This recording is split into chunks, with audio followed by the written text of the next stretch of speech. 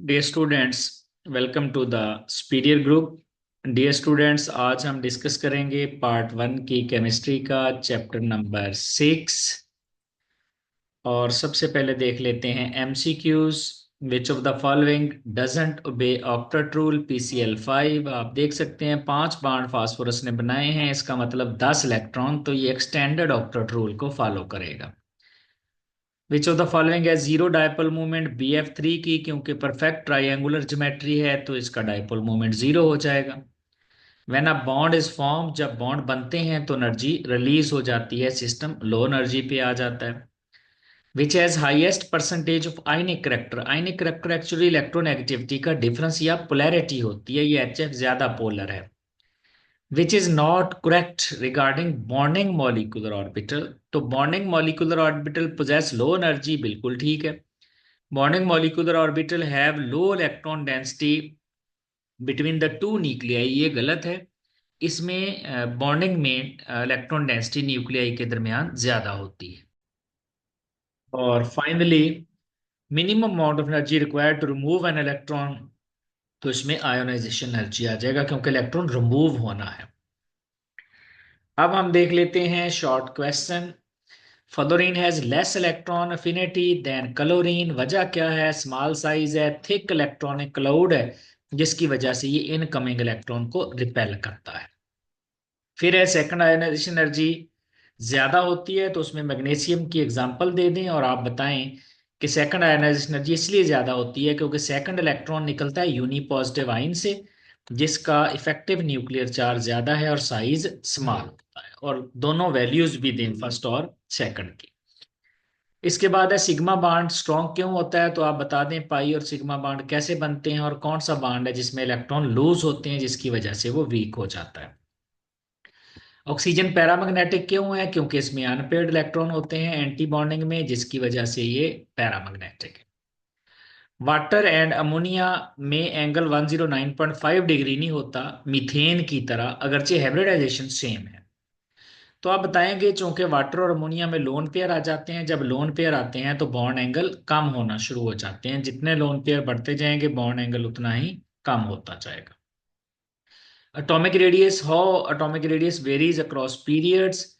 तो आप बताएंगे पीरियड में इलेक्ट्रॉन चूंकि सेम शेल में ऐड होते हैं, इफेक्टिव न्यूक्लियर चार्ज बढ़ता है और जिसकी वजह से साइज कम होता चला जाता है, तो साइज कम होगा।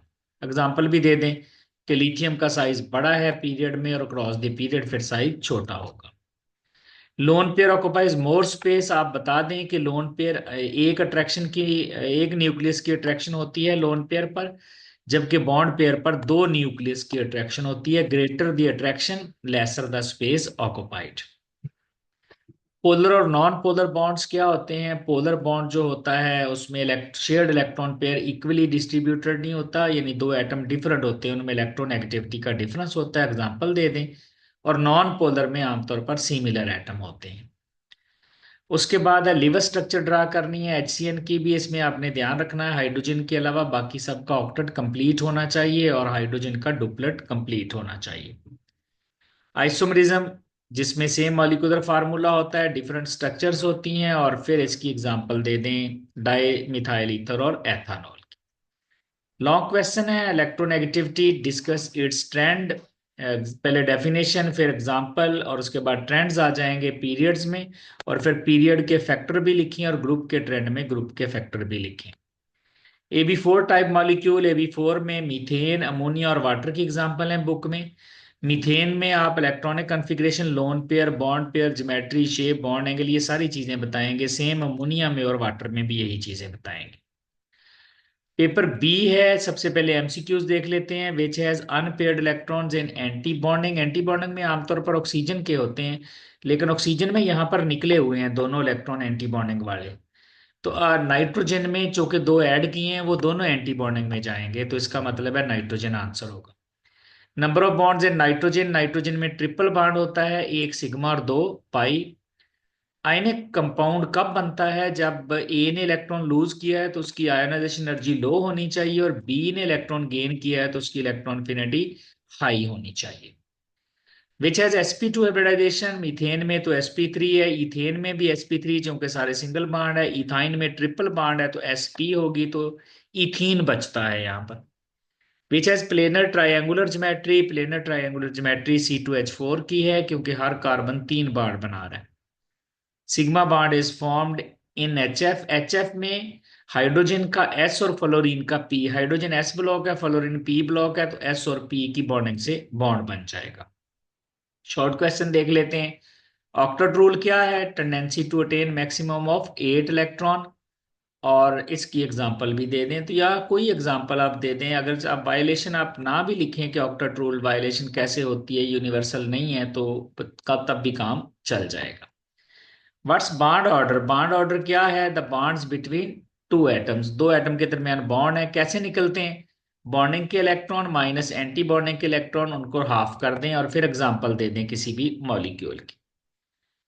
बॉन्ड एंगल और ज्योमेट्री बतानी है SO2 की। SO2 में सल्फर पर लोन पेयर होता है, इसकी ज्योमेट्री बेंट हो जाएगी, और बेंट होगी तो उसका बॉन्ड एंगल जो है वो 120 से कम हो जाएगा।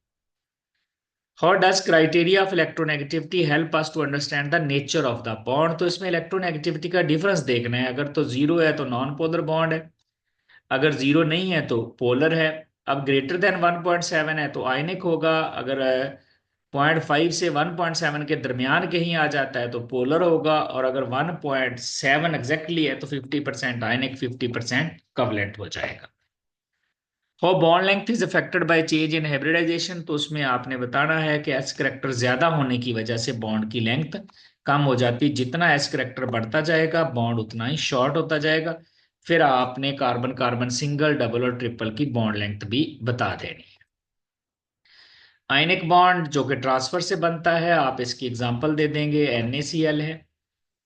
Y M O T is superior to VBT क्योंकि पैरामैग्नेटिज्म बताती है, बॉन्ड ऑर्डर भी बताती है, और फिर ये ऑड इलेक्ट्रॉन स्पीशीज को भी बता देती है। इस तरह से आप डिफरेंशिएट कर देंगे। नेक्स्ट क्वेश्चन है, नोबल गैसेस बॉन्ड क्यों नहीं बनाती? क्योंकि उनकी इलेक्ट्रॉनिक कन्फिग्रेशन कंप्लीट होती है, इसलिए वो बॉन्ड नहीं बनाती। CH4 कोऑर्डिनेट कवलेंट बॉन्ड क्यों नहीं बनाती? देखिए, कोऑर्डिनेट कवलेंट बॉन्ड में दो तरह के एटम होते हैं, एक डोनर एक एक्सेप्टर। यहाँ मीथेन में सारे सिग्मा बॉन्ड हैं, इसका ऑक्टेट तो कंप्लीट है, ये एक्सेप्टर नहीं हो सकता।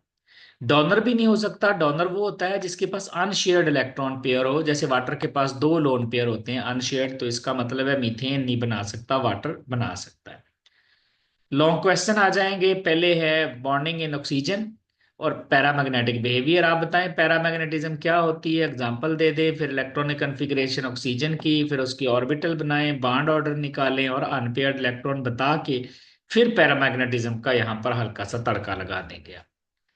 डायपोल मूवमेंट को डिफाइन करना है और उसके बाद उसका फार्मूला लिख दें, फिर उसके यूनिट्स पूछे हैं तो यूनिट्स लिख दें, SI भी नॉन SI भी, और ज्योमेट्री ऑफ द मॉलिक्यूल में कैसे हेल्प करता है, 2 या 3 एग्जांपल दे दें ज्योमेट्री ऑफ मॉलिक्यूल्स में भी।